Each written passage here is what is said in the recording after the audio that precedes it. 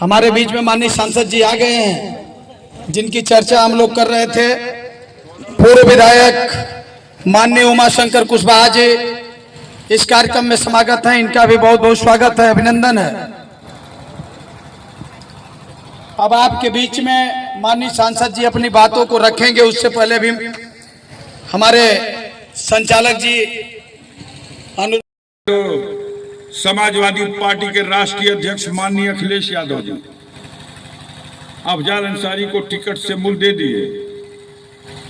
आई ticket काटत हो सो हमारे सुनत हो लेकिन आए अखबार में टीवी में भी अफजाल का टिकट वे कट जाइए, अफजाल का टिकट वे कट जाइए। क्यों ये जलन है, क्यों ये नफरत है?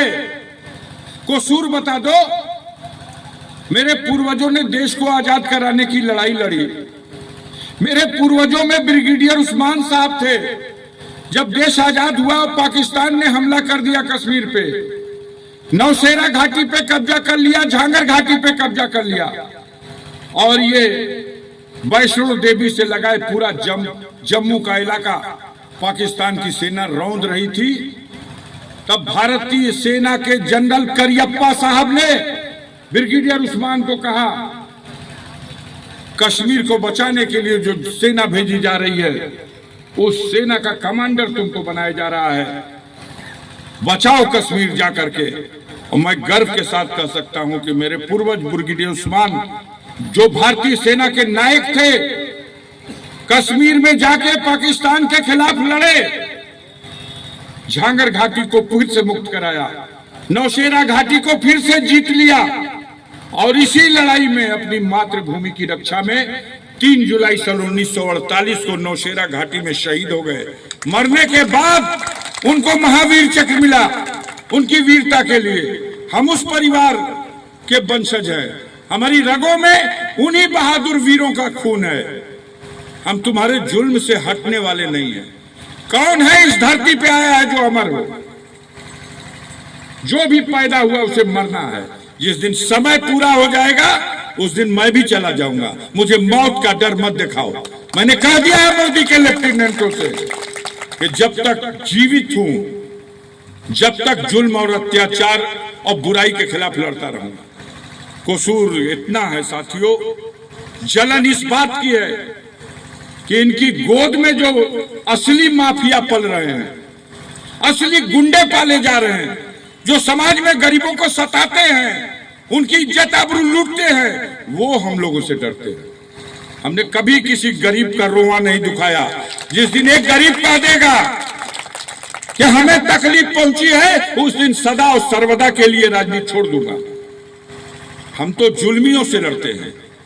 हमारा कसूर है कि जब शेरपुर में 400 घर की चमटोल जलाई गई तो कोई पुछार करने जाला वाला नहीं था। मेरे पिता सुभानुल्लाह अंसारी मोहम्मदाबाद नगर पालिका के चेयरमैन थे 1971 से। उनके साथ सैकड़ों की संख्या में हम लोग शेरपुर गए, जीवन को जोखिम में डाल के गए। गरीबों की बस्ती में लगी हुई आग को बुताया, घायल लोगों को उठा के लाए, उनका मलहम पट्टी कराया, उनका मुकदमा लिखवाया, उनकी पैरवी किया। सामंतवादी हमको क्या कहेगा? सामंतवादी तो हमसे नफरत करेगा। इसके बाद की घटना हुई जो बताया हमारे भाई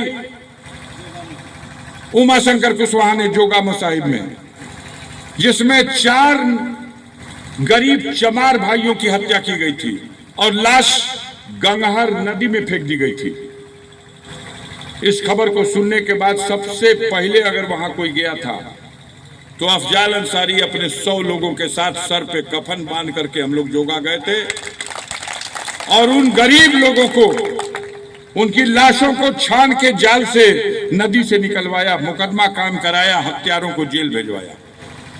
सुखपुरा गांव में जब राजभरों की बस्ती उजाड़ी गई, पीएससी लगा के उजाड़ दी गई, तब उस समय कोई उनकी मदद करने वाला नहीं था। रोती बिलखती औरतें मेरे पास गई थी। सूर्यनाथ राजभर उनका नेता था, वो लेके आया और उसने कहा कि भैया पीएससी लगा के हमारे का जमीन हमनी का गांव समाज के जमीन में मड़ई पड़ल रहा, घर पर रहा, बस्ती उजाड़ दिलन। 7 दिन का समय मांगा था। उनके बच्चे बिलख रहे थे, रो रहे थे। मैंने माताओं बहनों से कहा 7 दिन सब्र कर लो।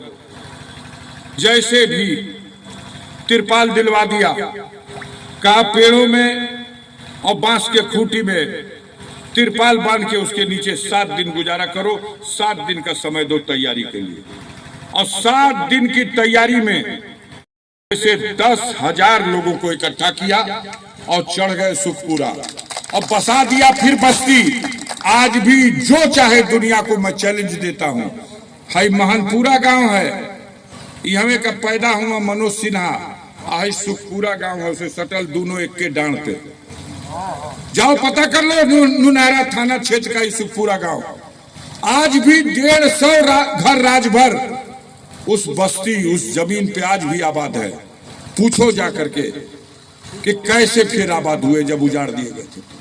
हम तो वो लड़ाई लड़े हैं और उस लड़ाई की वजह से इनकी आंखों के किरकिरी बन गए हैं। आज संकट की घड़ी है। मेरे भाई की हत्या की गई, ये जश्न मना रहे हैं, पड़ाका छोड़ते हैं।